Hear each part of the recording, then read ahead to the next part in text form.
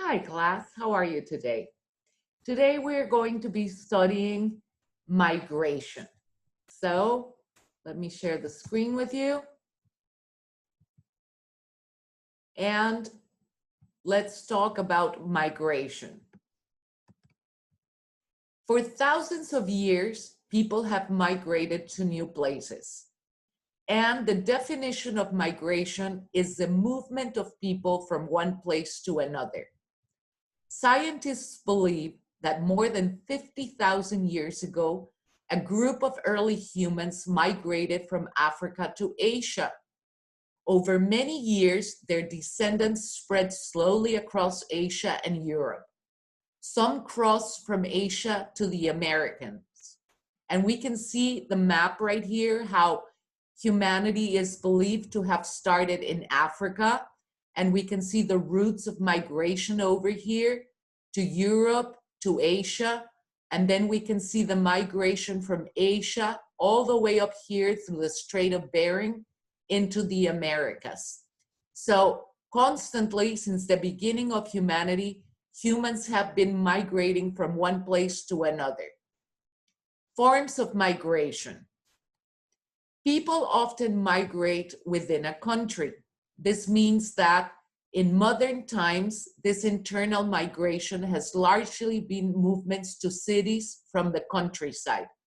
And the reason is that people generally migrate to cities to find jobs because there are very few jobs left in the country. So people move to the cities to find better jobs and better standards of living. People also move from one country to another. And that we are very familiar with here in the community of Puerto Aventuras because we have many people from many different countries that have moved to our community. When people leave their home country, they emigrate, which means to migrate out of a place. To enter a new country is to immigrate or to migrate into a place. So let's look at the picture over here. You emigrate from your home country and you immigrate to another country. Moving to another country can lead to big changes in a person's life. For example, people moving to a new country may have to learn a new language and new customs. When we talk about mass migration, we have to focus that this can greatly change a region's culture or society.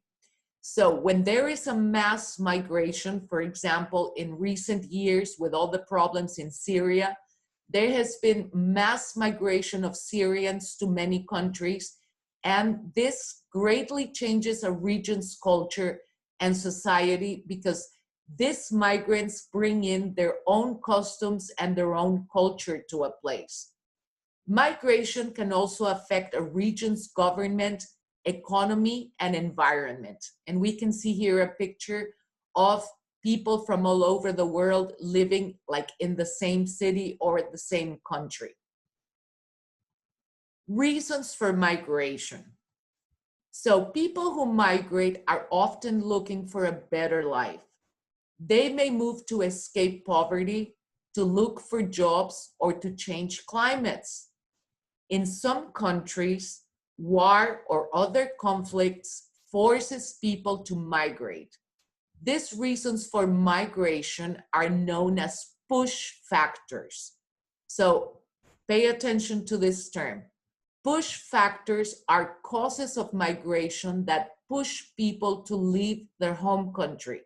So some of the push factors can be poverty and people looking for better standards of living, or war, which definitely makes people have to move to another country. They don't have a choice because otherwise they're going to get killed. So those are called push factors. On the other hand, we have the pull factors, which are the factors that pull or attract people to new countries. One example of pull factor is a supply of good jobs, which is what happens with the United States and Mexico. The United States offers really good paying jobs, and that's what makes people from Mexico want to immigrate to the United States to get better jobs and to increase their standards of living. So we all know that there is a huge immigration both from Mexico and from Central America into the United States because the United States implies a pull factor. It means that it offers a good supply of jobs and a higher standard of living. People generally migrate because they choose to do so. For example, millions of Europeans chose to migrate to the United States during the 1800s and early 1900s. Some of these people were Irish, fleeing a shortage of food. Others were Jews escaping persecution and mistreatments. Ever since then, millions more have come from Asia and Latin America. So we all know that the United States, it's a very popular country for immigration because it offers very good jobs and very high standards of living for people. That's why so many people from all over the world want to migrate to the United States or to Canada. History is also full of involuntary migrations. For the most part, this involved the forced movement of enslaved people. In the late 1400s, European slave traders began buying and selling captured Africans. They shipped most of these enslaved people to the Americas. As many as 10 million enslaved Africans were forced to migrate to the Americas. Fortunately, these days, slavery doesn't exist anymore. It has been banned. But the sons and daughters and granddaughters of enslaved Africans are what populated the Black lives in America, okay? So most of the Black people in the United States of America are descendants of slaves. And like I said, fortunately, that doesn't exist anymore. So from this lesson, I want you to take notes of the key terms. People move from one place to another for a number of reasons. And people may move within a country or from one country to another. And also take notes of the key ideas, which are migration, emigrate, immigrate, push factor, and pull factor. You are going to be needing all these definitions to do your homework and to keep good notes in your notebook. So I will see you on our next class. Have a good day, guys.